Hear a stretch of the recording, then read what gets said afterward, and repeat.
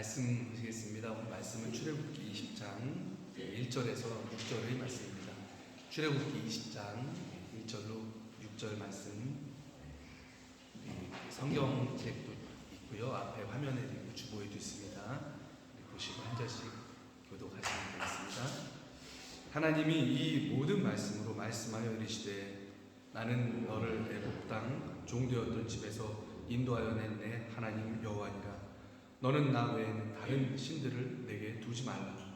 너를 위하여 새긴 우상을 만들지 말고 또 위로 하늘에 있는 것이나 아래 땅에 있는 것이나 땅 아래 물속에 있는 것을 어떤 형상도 만들지 말고 그것들에게 절하지 말며 그것들을 섬기지 말라. 나 내 하나님 여호와는 질투하는 하나님이니 나를 미워하는 자의 죄를 갚되 아버지로부터 아들에게로 3,4대까지 이르게 하거니와 나를 사랑하고 내 계명을 지키는 자에게는 1,000대까지 은혜를 베푸느니라. 아멘. 하나님을 하나님 되게 하라. 라는 말씀을 나누도록 하겠습니다. 신년입니다. 새해 복 많이 받으세요. 우리 한번 옆에 분들과 한번 해보시죠. 한번 하겠습니다. 새해 복 많이 받으십시오. 새해 복 많이 받으십시오. 프로에 너 예스 안 가요? 만나요? 복된 한 해 하나님께서 되시기를 축복합니다. 새해를 어떻게 시작할 수 있을까 어제 생각해봤습니다. 또 어제 12시 기점을 지나면서도 여러분들에게 카톡을 보내면서도 생각을 해봤어요. 한 해를 어떻게 시작할 수 있을까, 보낼 수 있을까. 그랬더니 하나님으로 시작해야 되겠구나, 이런 깨달음이 왔습니다. 하나님으로 새 한 해를 시작해야 되겠구나. 하나님으로 한 해를 시작하는 게 무엇일까 생각해봤습니다. 그랬더니 먼저 우리가 첫 시간을 맞아서 하나님과의 관계를 조금 더 개선하려는 그런 생각과 마음의 의지를 가져야겠구나, 이런 깨달음이 왔습니다. 왜냐하면 우리 기독교 신앙에 있어서 하나님이 제일 사실 중요한 분이잖아요. 우리가 고백하기로는 하나님이 나의 가장 우선이 되고 가장 최고로 중요한 분이 돼야 되는 게 맞는 거죠. 그래서 하나님과의 관계를 새롭게 하자. 물론 우리가 지금 하나님과 관계를 맺고 있죠. 예배를 통해서 맺고 있고 또 개인적으로 맺고 있는데 조금 더 발전하는 관계를 맺어야겠다. 그게 신년을 주님 앞에서 시작하는 그런 마음가짐이다 한번 생각을 해봤습니다. 그럼 어떻게 관계를 맺어야 될까요? 이것에 대해서는 말씀에서 하나님께서 이야기하고 계십니다.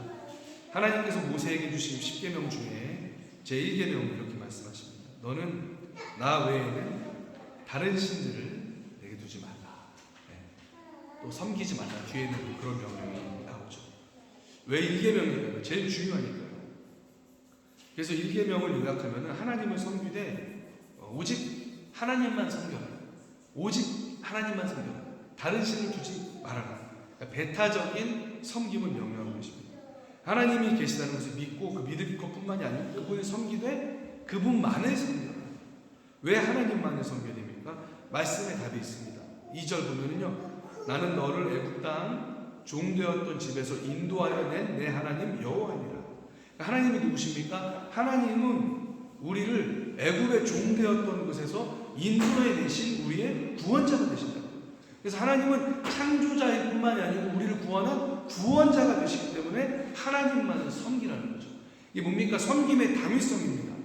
창조하셨을 뿐만 아니고 구원하셨다는 거죠. 세상에 다른 신은 없죠. 그런데 만약에 있다 한들, 창조는 그렇다 치고 세상에 어떤 신이 자기가 창조한 창조물을 위해서 목숨을 희생하면서 목숨을 바치면서 구원합니까? 이건 하나님밖에 없다는 거죠. 하나님은 창조하셨을 뿐만이 아니고 우리를 사랑해서 목숨을 희생해서 구원하셨다는 거죠. 그래서 하나님을 섬겨야 된다는 거예요. 누가 우리를 죄에서 건집니까? 다른 종교는요, 뭐요? 구원에 대해서 인간에게 요구합니다. 네가 노력해서 구원에 와야 된다. 네가 노력해서 구원의 커트라인에 이르러야 된다. 이게 다른 종교예요. 불교도, 힌두교도 다 그래요. 하지만 우리가 믿는 하나님은 그렇지 않으시죠. 우리 하나님은 스스로 자기 아들의 목숨을 희생해서 구원을 이루셨죠. 그리고 오히려 우리에게 구원을 선물로 주신 하나님입니다. 이게 차이점이죠. 그래서 우리는 하나님만 섬겨야 되는 거예요. 왜? 먼저 하나님이 자신의 아들의 목숨으로 우리를 섬기셨기 때문에. 이것이 뭡니까? 하나님을 섬겨야 하는 다윗성입니다. 또 세상에 어떤 종교가 확실한 구원의 모습을 보여줍니까? 죄에서 건지시고 부활하고 영원한 생명을 우리 기독교는 확실하게 제자들에게 보여주셨죠. 다른 종교는 좀 모호하죠. 열반, 세계와의 합일, 윤회, 모호하잖아요. 모호합니다. 윤회에 대해서 어떻게 될 거예요? 다음에 개나 돼지로 태어날지 어떻게 됩니까? 모호하죠. 불확실합니다. 우리가 기독교가 주는 비전 확실해요. 예수님이 부활하셨고 그 부활한 모습 그대로 영원히 살게 될 것이라는 그 약속이 우리 안에 있는 것이죠. 우리 안에 있는 것이죠. 즉 하나님이 나의 구원자가 되시고 우리에게 구원을 주셨기 때문에 우리는 하나님을 섬겨야 됩니다. 또한 하나님이 먼저 우리를 섬기셨기 때문에 우리는 하나님을 섬겨야 됩니다. 물론 창조주가 되시고요. 아버지가 되시고. 그래서 일계명에 그렇게 말씀하고 계신 거예요. 나는 너를 애굽 땅 종되었던 집에서 인도하여 낸 너의 하나님 여호와니라. 내 피값을 주고 너를 샀다. 아들의 피로 너를 구속했다. 그래서 너는 내 것이다. 하나님이 우리에 대한 소유권을 주장하시는 거예요. 왜? 구원했기 때문에. 이게 우리가 주님을 섬겨야 되는 다윗성이라는 거죠. 또 하나님이 중요한 말씀을 하십니다. 3절. 너는 나 외에는 다른 신들을 내게 두지 마라. 배타적인 성김이죠. 하나님을 여러 신들 중에 하나로 전락시키지 말라는 거예요. 왜요? 신은 없으니까 다른 신. 그것들의 실체가 아니기 때문에. 궁극적인 실체가 아닌 것들에 현혹돼서 인생의 가치를 낭비하지 말라는 거죠. 인간의 인간됨을 저버리지 말아라. 너희를 창조한 그 창조주를 섬기고 너희를 구원하고 너희에게 인생의 목적을 주는 그 하나님만을 섬기라.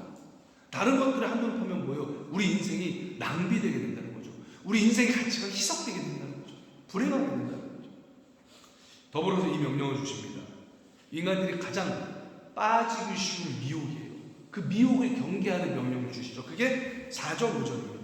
너를 위하여 새긴 우상을 만들지 말고 또 위로 하늘에 있는 것이나 아래로 땅에 있는 것이나 땅 아래 물속에 있는 것에 어떤 형상도 만들지 말며 그것들에게 절하지 말며 그것들을 섬기지 말아라.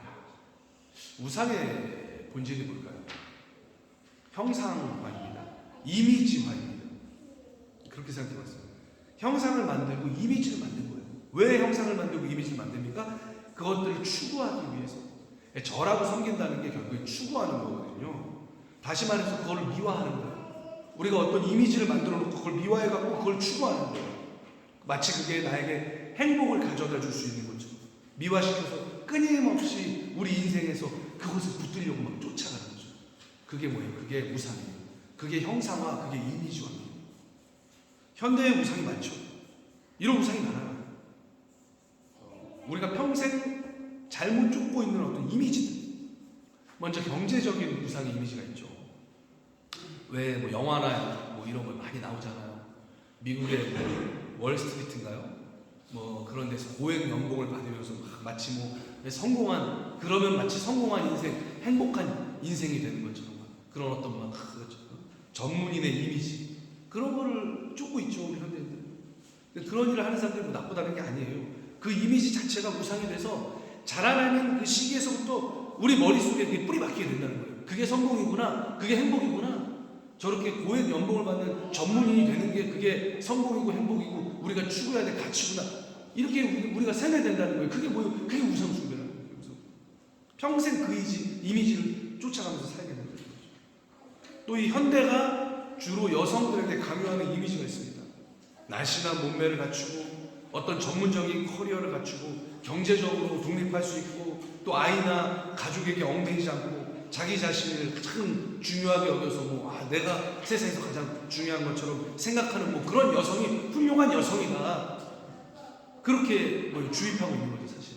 그런 이미지화.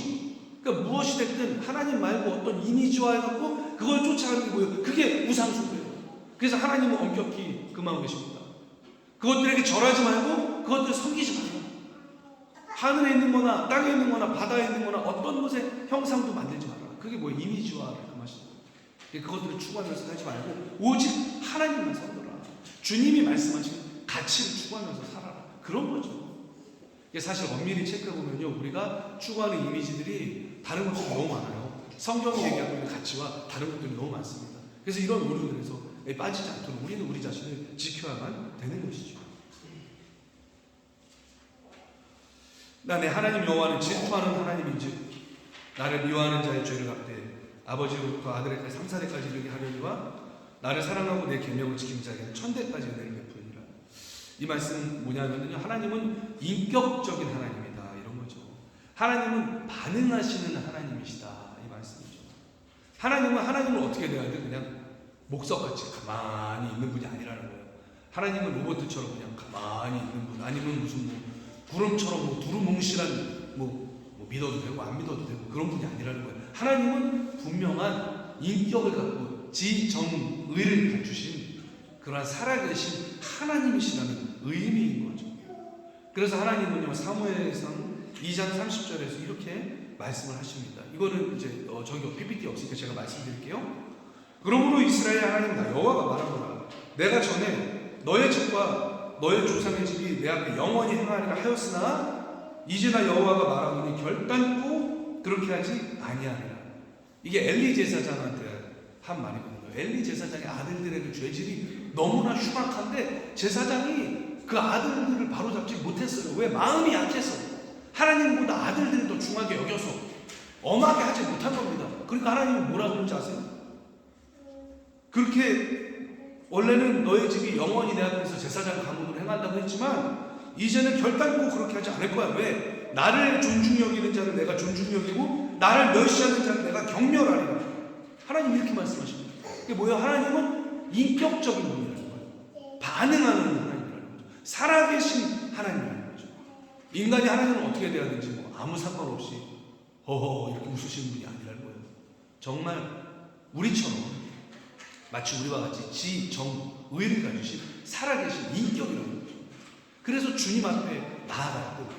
사랑으로 또 두렵고 떨림으로 우리가 나아가야 응당 마땅하다. 예수님도 가장 큰 계명을 말씀하셨죠. 뭡니까? 하나님을 사랑하라. 그리고 내 몸과 같이 이웃을 사랑하라. 그게 첫 번째, 두 번째다. 그러니까 하나님 사랑을 힘주어서 말씀을 하셨어요. 그래서 우리가 하나님을 존중해야 됩니다. 어느 정도로 하나님을 존중해야 될까요? 오늘 말씀의 제목이죠. 하나님을 하나님 되게 하라. 진짜 하나님을 하나님 되게 존중해야죠. 하나님을 존중하기 위해서는 일단 하나님의 존재를 흔들림 없이 믿어야겠죠. 혹시나 하나님에 대한 믿음 가운데 연약해진 부분이 있다면 다시 우리가 붙들어 매야겠죠. 배가 전체가 단단해도 구멍이 한 곳이 뚫리면 배는 뭐예요? 물이 들어와서 파선을 합니다.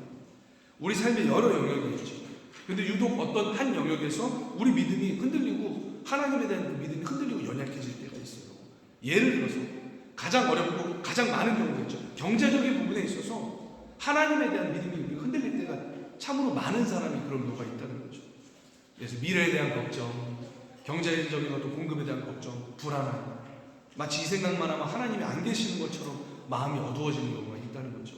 하지만 뭐예요? 이런 영역에서도 하나님은 우리 하나님이 되신다는 거죠. 하나님은 우리를 지키신다는 거죠. 우리의 경제적인 공급까지도 우리의 미래까지도 그분께서 주관하고 계시고 붙들고 계심을 믿어야 된다는 거죠. 이러한 믿음이 있을 때 하나님을 하나님으로 믿는 것이죠. 이것은 이제 비단 하나의 예입니다. 근데 우리가 전부 다 우리의 인생에서 어떤 그런 영역이 있을 거예요. 그러니까 하나님은요, 우리의 모든 영역에서 하나님이 되셔야 한다는 거죠. 그래서 혹시나 하나님에 대한 믿음이 연약한 부분이 우리 안에, 우리의 삶 가운데 있다면은 여러분 새해가 됐습니다. 그 부분을 보수하시고, 잘 보수하시고 새해를 아름답고 새롭게 시작하시기를 주님의 이름으로 축복을 드리겠습니다. 또한 하나님은 하나님만을 섬기라 말씀하시죠.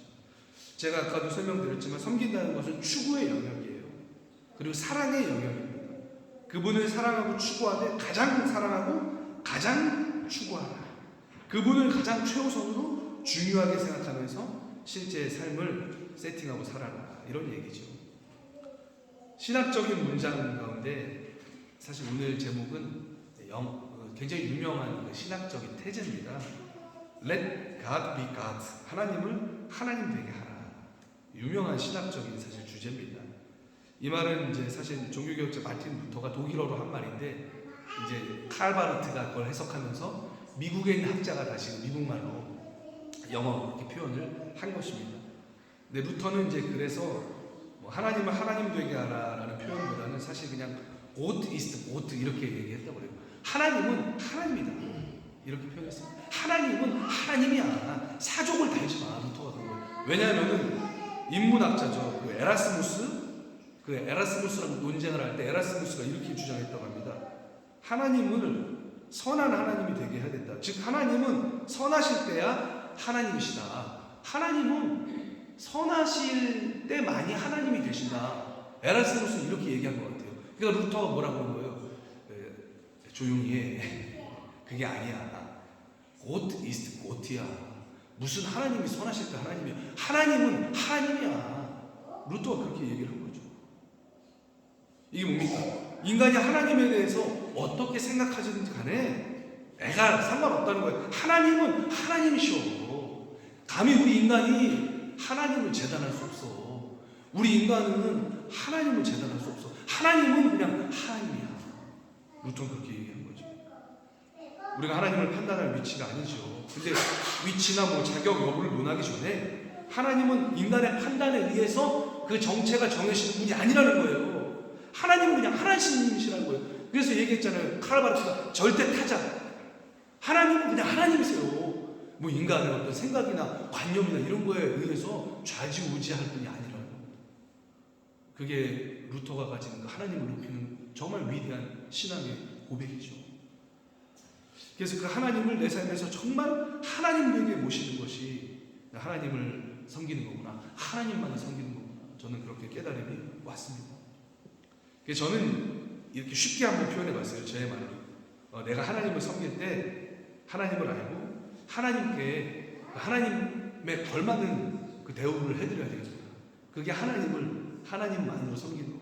하나님께 걸맞는 대우를 내가 해드리는 거예요. 하나님께 걸맞는 대우. 하나님을 묵상해봤습니다. 그랬더니 하나님은 사실 니즈가 없으셔요. 하나님이 뭐 우리 관심과 사랑에 배가 고파서 우리에게 사랑을 구걸하는 그런 하나님이 아니라는 거죠. 하나님은요 그 정서 상태에 있어서도 하나님이십니다. 완전하십니다. 하나님은 아쉬운 거나 필요가 없는 분이에요. 근데 왜 하나님은 우리에게 사랑을 요구하십니까? 우리가 최상의 삶을 살 수 있도록 우리에게 은혜를 주시기 위해서 그분의 그러니까 풍성함을 우리에게 나눠주시기 위해서 하나님은 우리에게 사랑을 요구하시는 거죠. 그러니까 하나님은 무한정이잖아요. 무한정으로 가지고 계시는 분이 그분의 그 무한한 것을 우리에게 나눠주기를 원하시는 그 풍성한 마음, 그 베풀고자 하는 마음, 그 사랑의 마음 때문에 우리를 요구하시는 거죠. 다른 게 아니죠. 그러니까 주기 위해서 요구하는 것이 하나님이 것이지 하나님이 우리가 아쉬워서 요구하는 게 아니라는 거죠. 넉넉한 마음, 은혜의 마음, 그 사랑에 충만하심 때문에 우리를 요구하시는 거예요. 그러니까 우리를 향한 그 긍휼과 안타까운 그 사랑의 마음을 품고 계시는 거죠. 그렇게 되면 우리가 주님 앞에 나아갈 때요, 이런 것 같아요. 우리가 마치 내가 그냥 하나님께 한번 뭐 해드린다. 내가 그냥 뭐 오늘 한번 주님께 해드리지 뭐. 내가 주님께 한번 서비스 해드리지 뭐. 이런 마음은 아니라는 거죠. 우리가 주님 앞에 나올 때 뭐예요? 우리 마음의 기본 세팅이 뭐예요? 주님 앞에서 우리가 늘 가난해야 되는 거죠. 심령이 가난한 자가 복이 있다고 말씀하셨잖아요. 그러니까 주님 앞에 우리가 늘 가난해야 됩니다. 하나님, 오늘도 하나님 아니면 제가 살 수 없습니다. 주님의 은혜로 오늘도 나를 덮어주세요. 하나님, 제가 오늘 주님 앞에 나와서 얼마나 감사한지 모르겠습니다. 주님이 내 생명이 되십니다. 주님, 오늘도 나를 덮으셔서 바른 길 가게 하시고, 오늘도 저의 영적인 눈을 뜨게 하셔서 바로 보게 하시고, 수렁에 빠지지 않도록 나의 인생을 주님이 지켜주세요. 이러한 자세로 우리가 주님을 대해야 된다는 거죠. 그래서 굳이 표현을 하자면 주님 앞에 나갈 때 내가 아쉬운 것이지 마치 하나님께서 나에게 뭔가 아쉬우신 것처럼 그렇게 우리가 하나님을 생각하고 대하면 안 된다는 거죠. 하나님이 왜? 하나님이시기 때문에. 근데 우리는 너무나도 우리 현대 기독교, 특히 우리 한국 교회는요, 너무나도 무의식적으로 또 심리적으로 이런 상태로 하나님을 대우하는 게 많아요. 그래서 목사님들이 이런 얘기 많이 했어요. 기적이 신앙이다. 기적이 신앙. 기적이 신앙이다. 기적이 신앙. 예배 드리면은 주님께 우리가 마치 뭔가 선심을 쓴 것처럼 그렇게 생각한다고. 그거 아니잖아요. 하나님은 하나님이신데 하나님을 하나님으로 드려야죠. 우리가 기도를 드릴 때도 말씀을 읽을 때도 마치 하나님이 아쉬운 분인 것처럼 그렇게 하면 안 된다는 거죠. 우리가 주님께 나아가는 거죠. 하나님은 하나님이시고 우리는 그분을 섬기는 인간입니다. 하나님 없는 인생을 생각해봤습니다. 과연 행복할까? 아닐 것 같아요. 굉장히 불안할 것 같습니다. 인간이 가지고 있는 근원적 불안이죠. 주님 앞에 나아갈 때만이 그 불안이 해소될 수가 있는 것이죠. 그래서 축복합니다, 여러분. 새해에는 닷줄을 끊게 되고 새 출발하게 되기를 축복합니다. 어떤 닷줄이요? 혹시나 하나님과의 관계가 더 발전되지 못하게 혹시나 우리를 그 항구에 정박시켰던 그런 닷줄이 있다면 그걸 끊으시고 가서 주님 앞에 좋은 관계로, 더 개선된 관계로 출발하시기를 축복을 합니다. 뭐 예를 들면 뭐 잘못된 습관이나 뭐 이런 것들 우리가 끊고 나가야 됩니다. 끊지 않으면 나갈 수가 없어요. 그래서 새해에는 우리 하나님을 정말로 하나님으로 모시면서 주님을 정말 주님만 섬기면서 주님과의 관계에서 더 업그레이드된 새롭게 개선된 새 출발을 하게 되시기를 주님의 이름으로 축원을 드리겠습니다.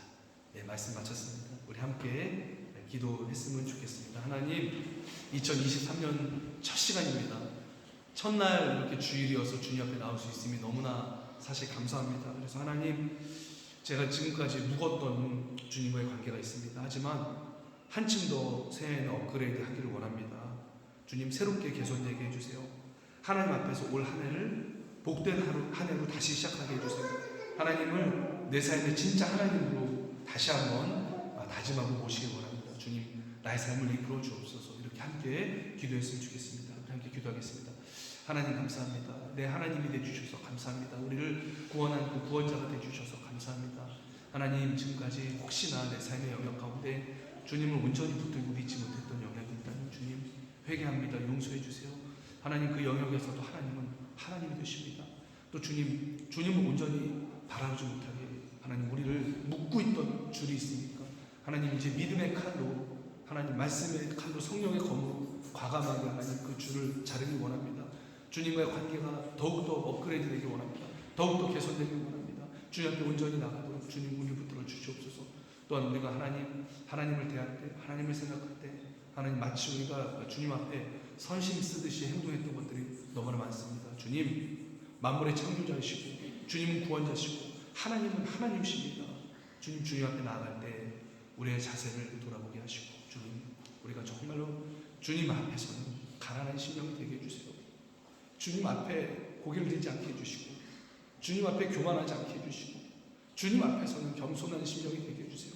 하나님은 하나님이고 우리는 인간입니다.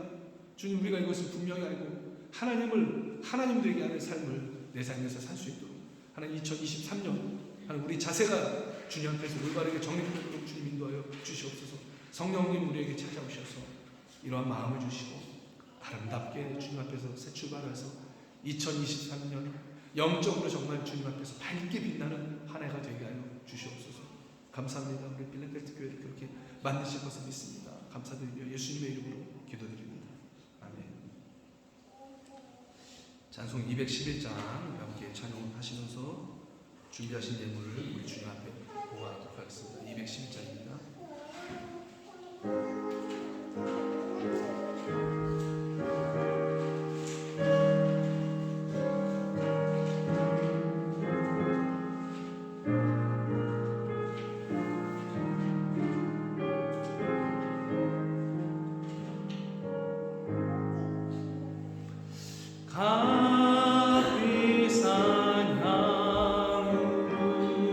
주께 드리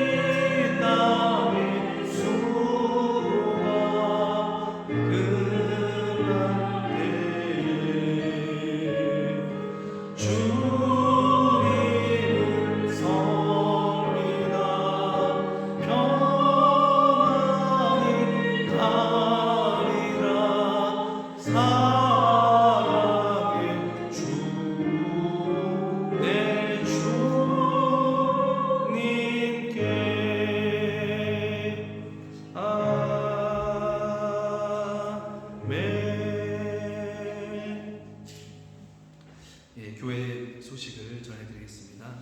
신년 표어는 주님께서 이끄시는 교회입니다. 그래서 방금 설교로 말씀드렸듯이 하나님께서 하나님 되시고 정말 주님께서 주님 되셔서 우리 교회의 주인은 예수님이시고 주님이 이끌어가시는 한 해가 되기를 소망하는 마음으로 이렇게 기도하면서 정했습니다. 그래서 주님께서 이끄시는 우리 교회가 되도록 여러분 1년 동안 잘 기도해 주시기를 바라겠습니다.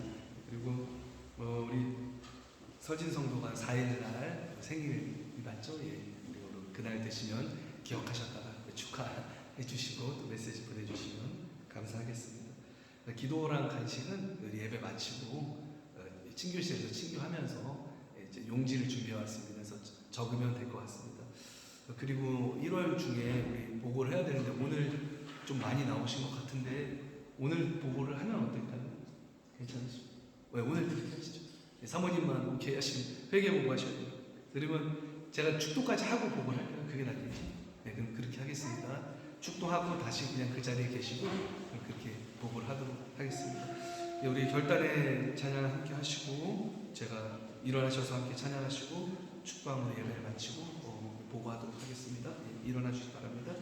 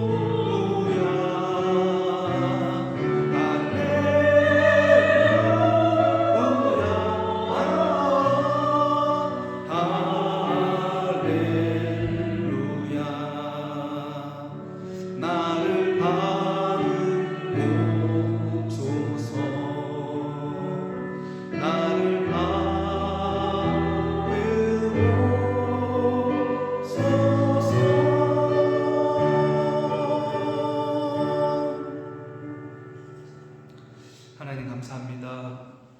우리 모든 것 주님이시고 우리는 주님만을 섬기는 주님의 소유임을 고백하는 마음으로 하나님 예물을 주님 앞에 올렸습니다. 주님 예물로 흠양해 주세요.